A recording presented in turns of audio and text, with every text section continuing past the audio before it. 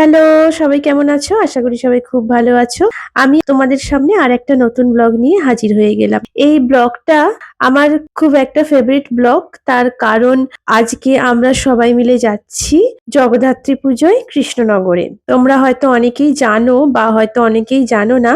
কৃষ্ণনগর জগদ্ধাত্রী পুজোর জন্য খুব বিখ্যাত। চন্দননগরের থেকে আগে এই কৃষ্ণনগরেই প্রথম জগদ্ধাত্রী পুজোর প্রচলন হয়। আর সেটা প্রচলন করেছিলেন রাজা কৃষ্ণচন্দ্র। আজকে হচ্ছে দশমী, আর আজকে একদম সকাল সকাল আমরা বেরিয়ে গেছি জগদ্ধাত্রী পুজো দেখবো বলে। কিন্তু চন্দননগরের মতো এখানে 4 দিন ধরে পুজো হয় না, এখানে পুজো হয় একদিনই, আর সেটা হচ্ছে নবমীর দিন।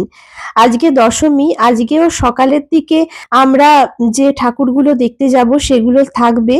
যেমন ওখানকার এক বিখ্যাত জগদ্ধাত্রী পুজো হচ্ছে চাষাপাড়ার বুড়িমা, আর রাজা কৃষ্ণচন্দ্রের বাড়ির যে জগদ্ধাত্রী ঠাকুর, যেখান থেকে সর্বপ্রথম জগদ্ধাত্রী পুজোর প্রচলন হয়েছিল। অনেকেই হয়তো গল্পটা জানো না। উনি স্বপ্নাদেশে মা জগদ্ধাত্রীর আদেশে ওই পুজোর প্রচলন করেছিলেন। সর্বপ্রথম ওনার রাজবাড়িতেই মা জগদ্ধাত্রীর পুজো করা হয় কুমারী রূপে, যেহেতু কুমারী বেশে উনি মা জগদ্ধাত্রীর দর্শন করেন স্বপ্নে। সমস্তই তোমাদের সাথে শেয়ার করব, তাহলে বন্ধুরা দেখতে থাকো, সঙ্গে থাকো। আমাদের কলকাতা থেকে কৃষ্ণনগরে যেতে লাগবে 3 ঘন্টা টাইম, আর আমরা মোটামুটি কাছাকাছি এসে গেছি। এখন আমরা কৃষ্ণনগরের একদম কাছাকাছি এসে গেছি। কৃষ্ণনগরের কাছেই যে রেস্টুরেন্টটা আছে, রেস্টুরেন্টটার নাম হচ্ছে মাদার্স হাট, সেখানে চলে এসেছি লাঞ্চ করার জন্য। একদম আজকে ব্রেকফাস্ট করা হয়নি, একদমই টাইম পাইনি, একদম লাঞ্চের সময়ই আমরা বসে পড়েছি লাঞ্চ করার জন্য। এই মাদার হাট রেস্টুরেন্ট একটা এখানকার বিখ্যাত রেস্টুরেন্ট। এই রেস্টুরেন্টে আমরা অনেক বছর আগে গেছিলাম। আর এই দেখো, এখানে রোবট দিয়ে খাবার সার্ভ করা হয়। আমরা যখন গেছিলাম তখন এই রোবটের পরিষেবা ছিল না। আর এটা মাদার্স হাটের আর একটা সেকেন্ড রেস্টুরেন্ট। ফার্স্ট রেস্টুরেন্টটা আগের বার আমরা বসেছিলাম। এই রেস্টুরেন্টটা নতুন হয়েছে। এটা মাদার্স হাটের একদম পাশেই একটা নতুন রেস্টুরেন্ট, এদেরই ব্রাঞ্চ।